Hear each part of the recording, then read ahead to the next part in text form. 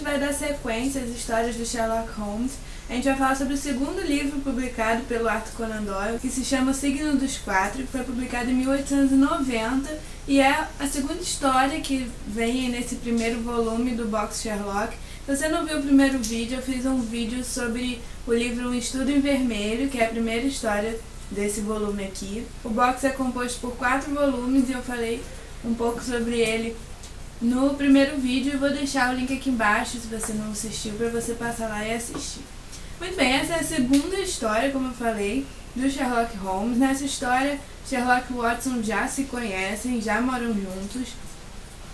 E eu comecei o livro bem surpresa, porque começa o livro o Watson repreendendo o Sherlock por ele estar usando drogas para se afastar aí da monotonia da vida, que ele tá sem casa, então ele ora usa morfina, ora usa cocaína.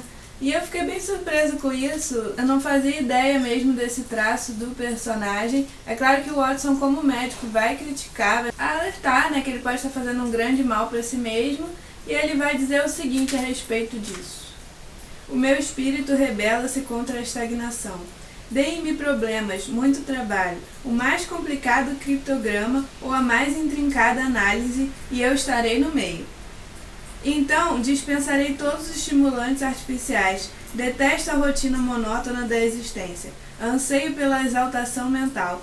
Foi por isso que escolhi a minha profissão especial, ou melhor, eu a criei, porque sou o único no mundo. O único detetive particular? Perguntou Watson. O único detetive consultor particular. Eu sou o último e supremo recurso nos casos criminais. Quando Gregson, Lestrade ou Alternate Jones ficam desorientados, o que aliás é o estado normal deles, trazem-me o caso para que eu examine. Verifico os dados como um perito e dou minha opinião de especialista. Nesses casos não reivindico o mérito. Meu nome não aparece nos jornais. O trabalho em si e o prazer de descobrir uma área para exercitar as minhas faculdades são a minha maior recompensa. Então, o Sherlock vai reclamar com o Watson que ele está usando essas drogas por falta de trabalho, porque ele não aguenta e não tolera a monotonia. Mas é claro que o Watson vai ser contra, né? Mas não vai poder fazer grandes coisas, né? O Sherlock é um homem adulto e pode fazer o que quiser.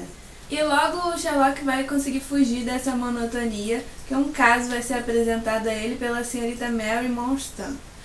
Quem acompanha as adaptações sabe que Mary é uma personagem que aparece aí nos filmes e o Watson fica de 4 por ela logo que a conhece, assim, que escuta ela falar, fica tudo impressionado com o jeito da Mary. E vocês já podem imaginar no que isso vai dar. É engraçado que mostra um Watson com uma autoestima meio baixa, porque nesse mistério a Mary tem chance de ficar rica. E ele acaba meio que torcendo pra ela não ficar rica, achando que ele nunca vai ter a menor chance com ela se ela for rica, porque ele é um ninguém. E como ele poderia, né, ser pretendente de uma moça rica e tal, com tantas qualidades. Mas ele fica torcendo pra Mary continuar no nível social aí dele. Então isso mostra que ele tem uma autoestima meio baixa, né, e que ainda não conhece a Mary, como algumas partezinhas da história dão a entender que ela não liga a mínima para dinheiro. Mas voltando ao mistério, o mistério envolve o pai da Mary, que sumiu há mais de 10 anos e foi dado como morto, mas nunca encontraram corpo, nunca encontraram nada. Ele servia ao exército inglês na Índia, que foi colônia inglesa, né? E quando ele ia voltar para a Inglaterra, ele sumiu. E a Mary também, de uns anos pra cá, começou a receber umas pérolas, e sem grandes explicações, pérolas valiosíssimas. E também descobriu um símbolo estranho no meio das coisas do pai dela. E ela recebeu um bilhete falando que para ela comparecer a um lugar com uma acompanhante, que essa pessoa que enviou o bilhete iria esclarecer a ela a morte do pai e também resolver uma injustiça e tal.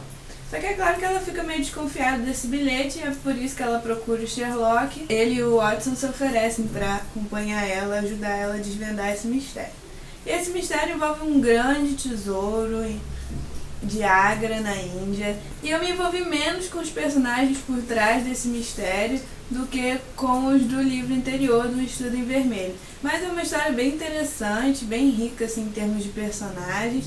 A gente consegue perceber alguns preconceitos da época, às vezes nos textos do Conan Doyle, um pouco da visão assim, dos africanos como selvagens, mas isso a cargo de um personagem específico que é bem estranho, então não chega a ser nada muito grave. Mas rola assassinato nessa história.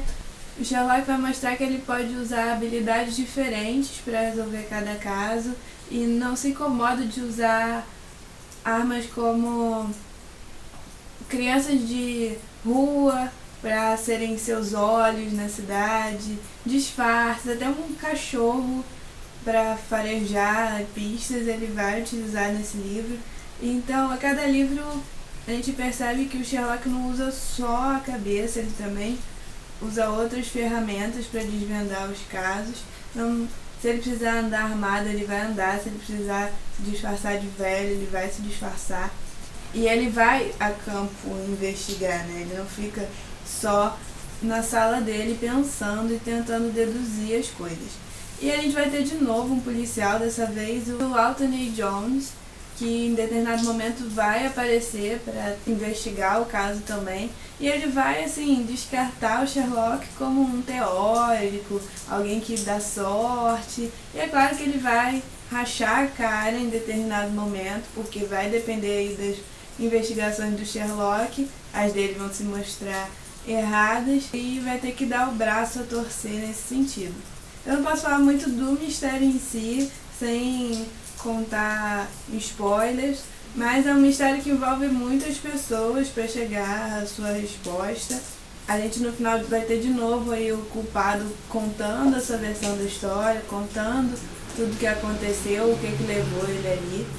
Tem uma situação aqui no livro entre o Sherlock e o Watson que parece muito aquele que acontece entre o Sherlock e a Mary no primeiro filme mais recente, com o Robert Downey Jr. e o Jude Law como Watson, em que o Sherlock olha a Mary e lê e fala as informações que ele sabe sobre ela, e isso deixa ela meio ofendida.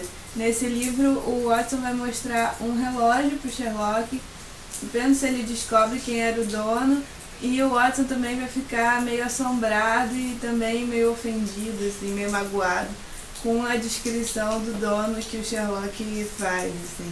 Tipo, o Sherlock é muito sincero e às vezes isso pode magoar as outras pessoas, porque ele não tem muito filtro, ele sai falando independente do que pode resultar disso. A verdade para ele é certeira, sabe? Ele consegue, assim, por causa de mínimos detalhes, descobrir desvendar tudo, impressionante.